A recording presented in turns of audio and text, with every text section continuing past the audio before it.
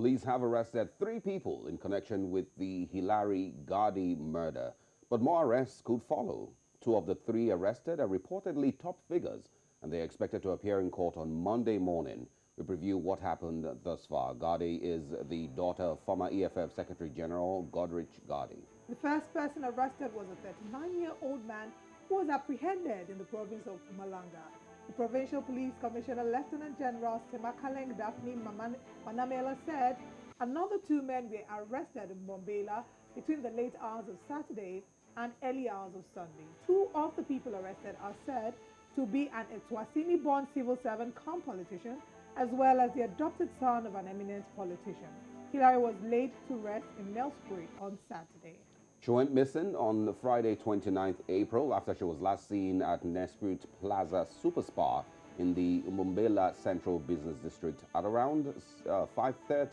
Her body was discovered on Tuesday in a timber plantation approximately 40 kilometers outside Umumbela.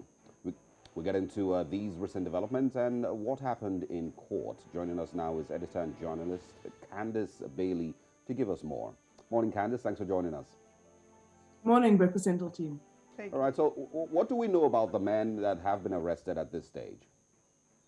So also at the moment, we don't know much. You know that they will be appearing later on today in court, but we do know, as you said, the first suspect that was arrested is a 39-year-old man who owns a guest house in Mpumalanga. Now, what we know is that his guest house was raided on Friday night, and that's when he was arrested.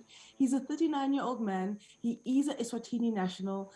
We understand that he is linked to Pudemo, which is the opposition party in Eswatini, but that he also works for the Mpumalanga Provincial Legislature in South Africa. We know that he studied at the University of Witwatersrand in Johannesburg, and where he was a student representative council member, or leader, in fact, at the time. And that's really all we know about him at the moment. The other 2 suspects, at this moment, we don't know much about them, besides the fact that one has been linked to an ANC politician in Mpumalanga, but we don't know names yet. We will be waiting for the court appearance to be able to understand who they are, to get a bit more detail about them. All right. We know that when more details come, of course, we would like to have you to give us more information about that. But there have been reports that Gardee had fallen victim to the work of a kidnapping syndicate. What can you tell us about this? So indeed, Olive, on Saturday, when Hilary Gardee was laid to rest in Mpumalanga at her funeral service, her father had a recorded message where he told mourners that it appears that she'd been the latest victim of a kidnapping syndicate. He said that there were at least 100 people who had been abducted and asked for money in the same way, but that either police were not investigating the cases or that they hadn't reported the cases. Now, how he found out about the 100 cases, we are not sure at this point. Police have not spoken to this at all, but we do know that there appears to be a similar syndicate or a syndicate running where people are being abducted and they are being asked for money. There were reports late last week that she had been money had been withdrawn out of her account through a cardless transaction, and that was a sum of 1,300 rand. And that took place just shortly after she was last seen at the supermarket in Mpumalanga. Now, yesterday, on Saturday, at the funeral service, Julius Malema, who's the EFF chairperson, linked to the political party that Gardee's father is also affiliated to, also said that, these men were hardly poverty-stricken, that they called themselves gentlemen, they were not drug users, and that they, in fact, they wore suits, is what he said, and that they needed to face their trial from jail and they shouldn't be given bail. So that's what we know at the moment about what seems to be the syndicate that's running in Mpumalanga. Okay, well, good thing you've mentioned a little bit about the police, because they have come under a lot of fire in which way the crime scene was handled. Has this speedy arrest in any way redeemed the police in South Africa? I think to a certain extent, yes, Osa. General public are a little bit upset about the fact that a lot of emphasis has been placed on the fact that Hillary Gardee is the daughter of a prominent politician, and that's why the police have acted in the speedy way. Now, we know last week Julius Malema was upset with police. He was upset with the way the investigation had been going, and he had very strong words to issue to the police, saying, that they had botched the scene of the crime. They hadn't mentioned the fact that she had a gunshot wound at the back of her head. They hadn't mentioned the fact that she had bruises on her arms, that she had been stabbed.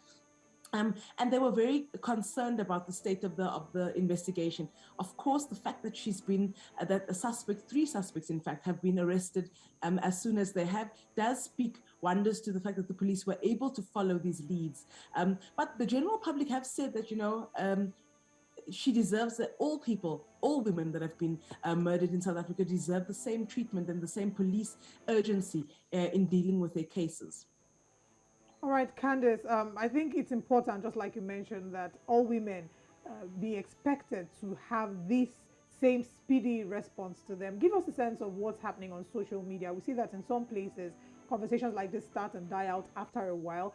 Is there the fire? Is it still there on social media? What is the sense like, the mood in South Africa at the moment? I think it's quite a sad mood, Olive. At the moment, people are upset at the fact that yet another woman has died in South Africa. At the beginning of COVID, we had lots of reports at the fact that South Africa has got one of the highest gender-based violence levels across the world, and that, lots of women are suffering gender-based violence. And this is obviously testimony to that. So I think that there is going to be a lot of fire on social media because it's such a prominent person's daughter that has been killed. There will be a lot of engagement and talking, and people would want to know who the people are that are behind this crime or suspected to be behind this crime. So I do suspect social media is going to continue with a lot of chatter about this murder for quite a while. Interesting. Okay, we see that there's going to be a court session today, right? What do we expect to happen in courts today? So today will be a very short court appearance, Olive. It's a first appearance, so obviously the suspects will really come in for particulars, to confirm the particulars. They may indicate whether or not they will want to apply for bail, but it shouldn't be too long of a court hearing. If they are willing to apply for bail, they will potentially, that will have to be set on another date. We do know that the EFF will be attending the court appearance with Gardee, who is Hillary Gardee's dad. So there is bound to be quite a lot of action outside the Nelspruit Magistrates Court this morning, where the three suspects will appear. The first suspect I know will be facing charges of murder.